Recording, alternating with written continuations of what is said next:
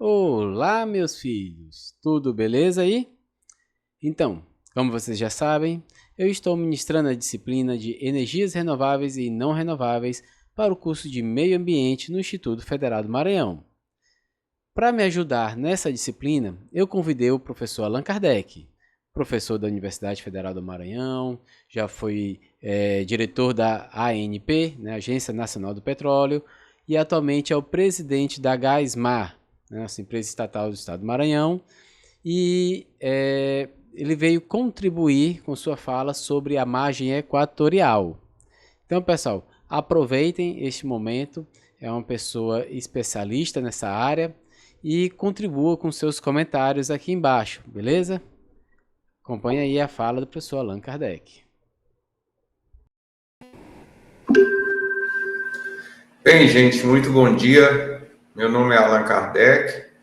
Eu estou aqui a convite do professor Daniel, de quem eu já fui professor, e eu queria apresentar para vocês uma visão um pouco diferente daquilo que talvez vocês estejam habituados. Eu creio que você não pode separar sustentabilidade, ecologia, de economia, de soberania nacional. Você não consegue quebrar um país dessa forma, de tal forma que só tenha uma única ideia. Então, eu queria falar para vocês de algo muito importante que está acontecendo, que é um debate interessantíssimo que está acontecendo no Brasil e que é o futuro de vocês. É justamente aquilo que nós chamamos de margem equatorial. Os oceanos aqui do Maranhão, do Piauí, etc., do Pará, e que nós vamos falar aqui para vocês e por que isso é importante. Eu sou professor da Universidade Federal do Maranhão, mas sou também agora presidente da Gasmar e coordenador da rede, essa rede aí que eu chamo de Amazônia, que nós chamamos de Amazônia Azul.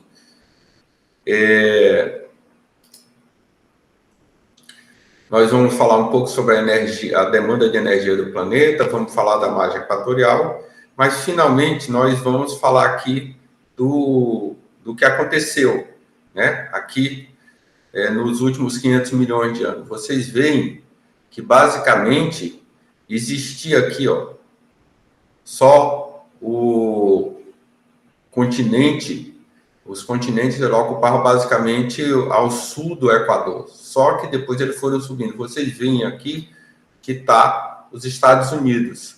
E aqui nessa marca, vocês vão ver que em torno de 100 milhões de anos, vocês vão ver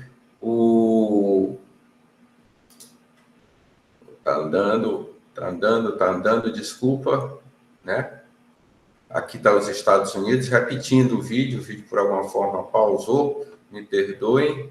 E aqui nós vemos a formação dos continentes. Eles basicamente estavam ao sul do Equador e eles gradualmente foram subindo para formar o norte do planeta, do que chamamos de hemisfério norte do planeta. Mas para o que nos interessa aqui, que é nesse círculo que eu fiz, vocês vão ver o que acontece depois que o Brasil se separar da África. Vocês vão ver aqui, olha só, justamente essa água, né, se formando, que ligava o continente, o Oceano Atlântico ao Oceano Pacífico. Isso é muito importante, por quê? Porque o que aconteceu nessa época é que as florestas elas foram sendo soterradas. Elas sendo soterradas, aquelas árvores elas se transformam em petróleo e gás. E é justamente isso que nós vamos falar, porque é importante nós termos petróleo e gás no nosso país. Vamos falar um pouco sobre a demanda de energia do planeta, o que está acontecendo, e a gente vê, olha só, em 2010, eu acho que o Daniel ainda estudava comigo, em 2010, vocês veem aí as maiores empresas do planeta, entre as quais estava a Petrobras. Hoje, vocês usam o celular, né? Deixa eu pegar aqui o meu celular. Vocês usam o celular. E o que isso quer dizer? O que está acontecendo no planeta, no mundo inteiro? Que as maiores empresas, antigamente, eram as empresas de energia. Essas empresas aqui que vocês veem, de óleo e gás. Já desse lado aqui, você vê que hoje, 2025, as maiores empresas do planeta são todas de informação. Apple, Microsoft, Nvidia, Amazon, o Alphabet. Então, vocês veem que o mundo mudou completamente. Tá certo? E o que aconteceu de novidade nesse ínterim? Aconteceu que nós temos agora a inteligência artificial, né? Essa é a grande novidade de hoje, além de várias revoluções que estão acontecendo, a principal que eu diria é a da inteligência artificial. O que acontece com a inteligência artificial? A inteligência artificial, para você treinar, e o professor Daniel conhece isso muito bem, para você treinar uma rede neural, você precisa de muita energia. Você precisa de data centers, né, de centro de processamento de dados gigantescos. Então, o que está se dizendo, né, os estudiosos, como é o professor Daniel, que até 2030, a necessidade de energia para treinar modelos de IA vai ser igual à energia que nós temos hoje no planeta. E o que tem acontecido, gente, nesses últimos... Como vocês estão estudando, o que está acontecendo nesses últimos anos? O que está acontecendo nesses últimos anos é que você tem, por exemplo, hoje, 2025, nós temos várias fontes: petróleo, carvão, gás, biomassa, hidrelétrica, nuclear, eólica, etc. Mas quais são as maiores? Hoje, petróleo, carvão e gás. No passado era assim? Não. No passado começou, vocês viram aqui o ano de 1800, vocês veem que basicamente era biomassa. Biomassa é o quê? Lenha. Depois surgiu aqui o carvão. Depois o petróleo. E assim sucessivamente. As fontes energéticas, hoje o mundo que a gente tem é um mundo de múltiplas fontes energéticas. Então, há uma proposta de alguns que vamos acabar com o petróleo, vamos acabar com o gás, vamos acabar com isso, com aquilo. Na minha opinião, não tem o mínimo sentido. Porque se eu perguntasse para minha avó, ou para minha mãe querida, se ela achava que essas fontes aqui, qualquer uma delas, iam acabar, elas certamente iam me ridicularizar, né? Porque, obviamente, isso não tem o mínimo sentido. E o que acontece? Olha só, a projeção de consumo. Você vê claramente aqui do petróleo, por exemplo, você vê que ele está crescendo. Isso nós estamos falando aqui de 2025, mais ou menos, onde nós estamos aqui, né? E olha só, não tem sentido essa turma pedir, vai acabar o petróleo aqui, vai cair. Não vai cair, gente. Nós estamos ficando mais ricos, estamos demandando cada vez mais petróleo. O que vai acontecer é que essa parte aqui de preto que eu coloquei, justamente vai subir. Vai aumentar o consumo de petróleo do planeta e não diminuir. Então, essa coisa de acabar com o petróleo é uma grande farsa, é uma fake news, não tem o mínimo sentido. E tem uma coisa interessante também que eu gostaria de chamar a atenção de vocês, é que aqui é o mapa do mundo, todo mundo aqui conhece. Você vê uma coisa interessante. Olha só a quantidade ali, aquele círculo. Tem mais gente vivendo ali do que fora do círculo. Mais de 50% da população do planeta vive ali na Índia, na China, né? Claro que vocês estudaram os mapas do mundo. E ali a gente está falando do continente asiático, que basicamente está tomando, né? A China está crescendo muito, está tomando, e a Índia também, a população do planeta, e isso significa o quê? Mais demanda de energia. Quanto mais gente, mais demanda de energia. As pessoas não deixam de consumir energia. Por que isso, por que aquilo?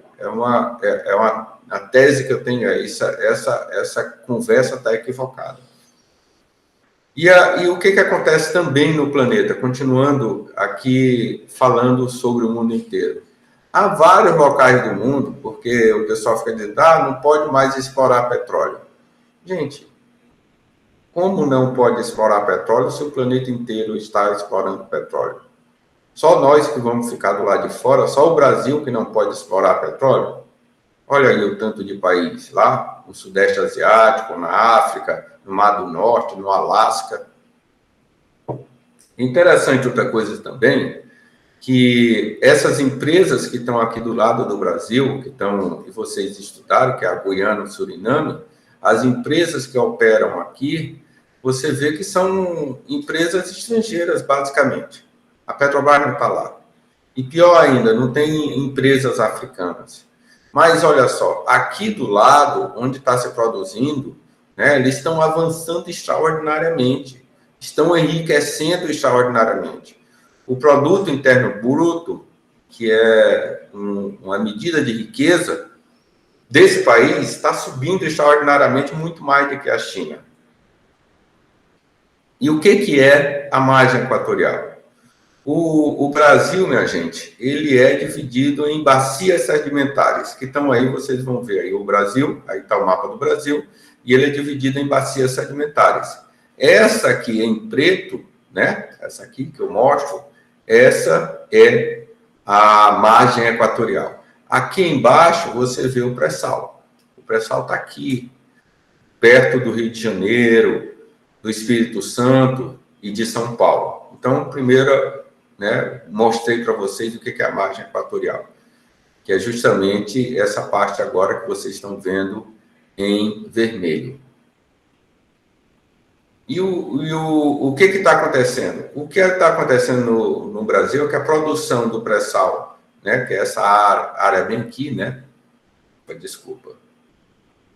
Que é essa área aqui, que hoje o Brasil usa, né, que está produzindo, ele está produzindo muito óleo, mas está diminuindo. É como se fosse a despensa de uma casa, né? Como se fosse o almoxarifado de uma empresa.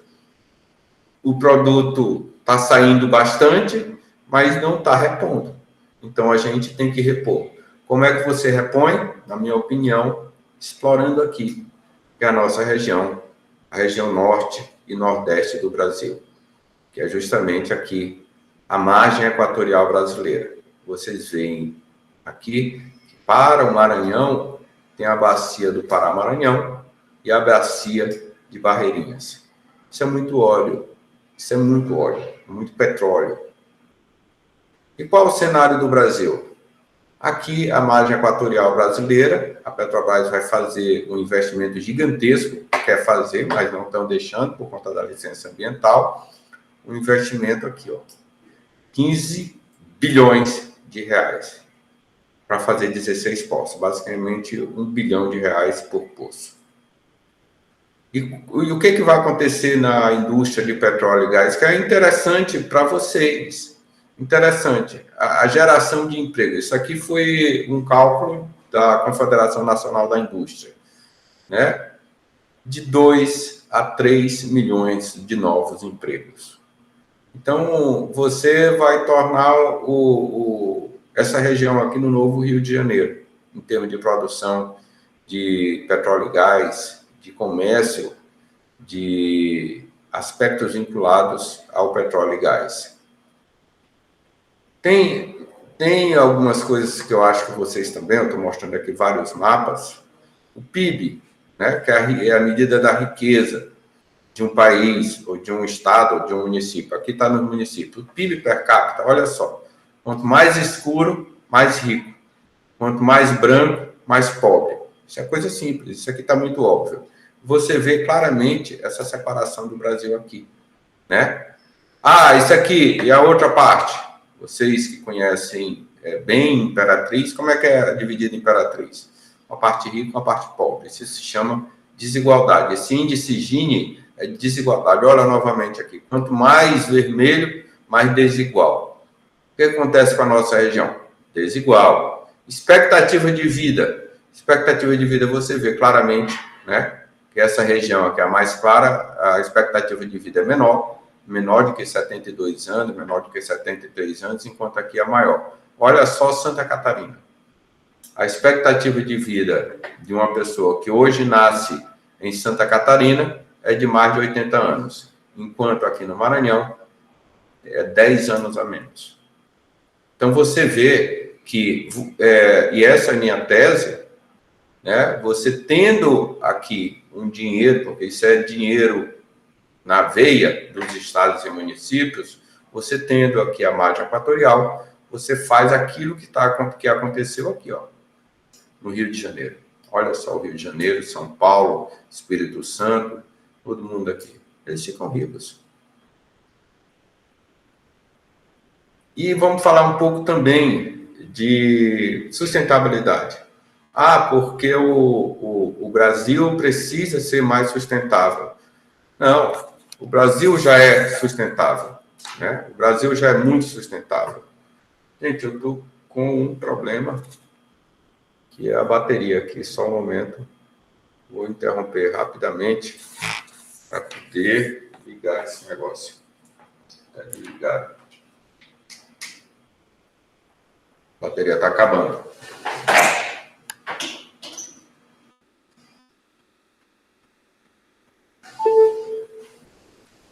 Perdão, não verifiquei isso antes. Bom, agora já estamos carregando, nós retornamos. O que acontece aqui nesse gráfico que vocês estão vendo? O mundo é dividido. O Brasil, metade das fontes energéticas do Brasil é chamada renovável. O Daniel deve ter ensinado para vocês que são fontes renováveis. Estou falando de fontes como eólica, solar, hidroelétrica, etc, etc.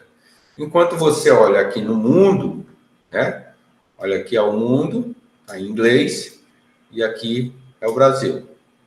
Você vê claramente que metade das fontes do Brasil são renováveis. E, enquanto no mundo, só 15%. 15%, o Brasil, 50%. Quer dizer que daqui que o mundo chegue no nível do Brasil, o Brasil está muito bem, obrigado. O Brasil está anos adiantado, décadas adiantado em relação ao mundo. Então, a gente tem que se orgulhar do Brasil, justamente porque tem uma matriz energética diversa, são diferentes fontes energéticas. Não é só petróleo, não é só gás, mas não é só eólico, não é solar, você tem que ter várias fontes diferentes. É como você vai numa quitanda, você quer comprar feijão, arroz, café. Tem uma diversificação, isso é importante. O outro debate que as pessoas dizem, mas o Brasil emite muito gás de efeito estufa. Como emite muito mais de efeito estufa? Aqui está a Ásia, em rosa, África, Europa, Estados Unidos e Brasil, que é o verde aqui. O Brasil emite muito pouco gás de efeito estufa. E olha só aqui, né? Quem mais emite é a Ásia. E aqui está desde 1950 até 2020. E o que mostra aqui? É que a aceleração do Brasil, está aqui o Brasil em verde, está caindo, assim como está caindo dos Estados Unidos e está caindo também a da Europa. A África está estável e aqui nós temos a Ásia que está crescendo. Então, o debate também, vai emitir menos gás de efeito estufa. Mas como assim? O Brasil precisa diminuir mais ainda? Já não está fazendo as políticas públicas corretas, né? E falando de gás de efeito estufa, olha só. O Brasil, esse mapa aqui é interessante porque aqui mostra o quanto de gás de efeito estufa o Brasil emite. Está aqui, ó. O Brasil emite 1%. E desse 1%, o setor de energia emite 23%. Se eliminasse o setor de energia do Brasil, não ia fazer diferença no mundo. Isso aí é um erro de avaliação, é um erro de medida, né? E outra coisa que foi interessante, que foi debatido, que eu não sei se vocês acompanharam, porque existe corais na foz do Rio Amazonas, né? Onde está se debatendo, vamos fazer exploração ali naquela grande região. Isso aqui é o que foi divulgado pelo Greenpeace, né? Eu sou desconfiado, em geral, desses estrangeiros que vêm aqui impor o que eles querem dizer para nós e a gente engolir seco. O que a realidade não é essa. A realidade, vocês conhecem muito bem o Rio Tocantins. Falar nisso, eu sou de Imperatriz. Sou nascido em Imperatriz. Sou filho de Imperatriz. Então, olha só, a realidade é que não tem esses corais. Não existe corais dessa forma aí que estão falando, que tem grandes bancos de corais na Amazônia. Isso não é verdade. E aqui, Daniel, olha só o que nós fizemos. Isso é um artigo novo que nós publicamos e está aqui. né? O que são, o que está acontecendo? Isso é um artigo novo, e eu gostaria de mostrar para vocês, no próximo slide, justamente isso aqui. O que acontece? Gente, em geral, os artigos a gente escreve todos em inglês, então peço perdão por isso. Mas olha aqui, isso aqui é a costa, né? Está o Rio Amazônia aqui, né? O Rio Amazonas, aqui está o Maranhão, aqui está a Foz, né? Do Amazonas. E o que você encontra aqui em amarelo, que a gente encontrou no nosso trabalho? Encontra areia, em amarelo, encontra cascalho, o roxo, e verde é lama. Então, basicamente, não existe essa coisa de coral, né? Não sei se vocês acompanharam, mas é muito estranho eles falarem de coral, né? E aqui é uma imagem que mostra os anos, não precisa muito detalhe sobre isso. E uma última coisa que eu queria falar, o transporte, como é que é o transporte de óleo pelo Brasil? O óleo que vem lá do pré-sal, aqui, ó, aqui é o pré-sal. Esse óleo que vem daqui do pré-sal, gente, não é de caminhão, não é de trem, não é de gasoduto, ele é feito todo por, chama cabotagem, que é justamente navios. Navios funciona a quê? Me falem. Navios funciona a quê?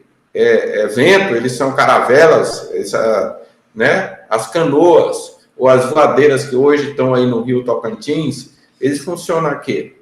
Né? Gás, petróleo, ou a pessoa vai nadando, remando assim. Por que eu falo isso? Porque a turma fica dizendo que o navio sonda da Petrobras pode vazar óleo. Mas só o navio da Petrobras que vaza, olha só essa imagem, gente. Olha só essa imagem. Quanto de navios movidos a óleo estão hoje andando no Brasil inteiro e no planeta inteiro? Aí eu pergunto, só o navio sonda, chama sonda da Petrobras, vai vazar, né? Quando querem fazer, olha só, aqui, ó, o próprio Rio Amazonas, tá aqui, Rio Amazonas, Rio Madeira, etc., Rio Negro, aqui nos interiores, um monte de navio. E só o da Petrobras, que acusam que vai lavar, que vai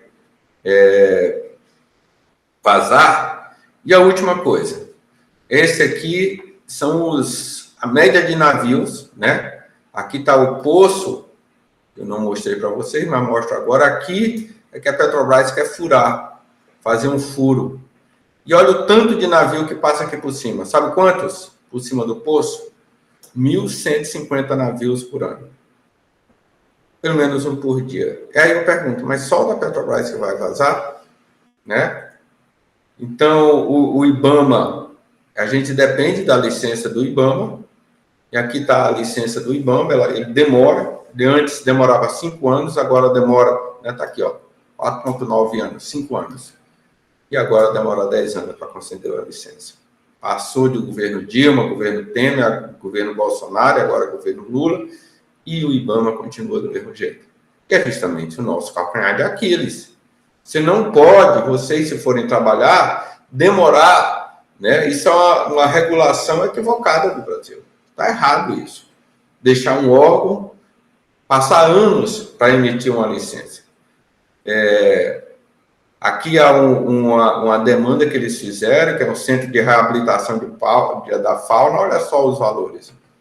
Em Belém, 50 milhões de reais. 50 milhões de reais. E o que o IBAMA exigiu? Que é a minha capenga com eles lá. E pediu mais um centro de reabilitação da fauna, que fica no extremo norte do país. Vocês conhecem Oiapoque, né? Oiapoque é o Chuí. Falando de Oiapoque, eles pediram 150 milhões de reais, gente. 150 milhões de reais. Só lembrando que o de Belém até agora não atendeu nenhuma piaba, né? Tá lá. As moscas, né? Não tá o mar, tá as moscas, ninguém usa, etc. Então, isso foi uma exigência do IBAMA para poder conceder a licença. Então, é isso, pessoal, é o que eu queria mostrar para vocês, é o grande debate do Brasil que nós estamos fazendo hoje, e eu queria, mostrar para vocês esse trabalho. Espero que tenha esclarecido alguma coisa. Se tiver alguma dúvida, mandem pelo áudio, por vídeo, etc. Que aí eu aguardo o Daniel me falar, tá bom? Muito obrigado e até mais.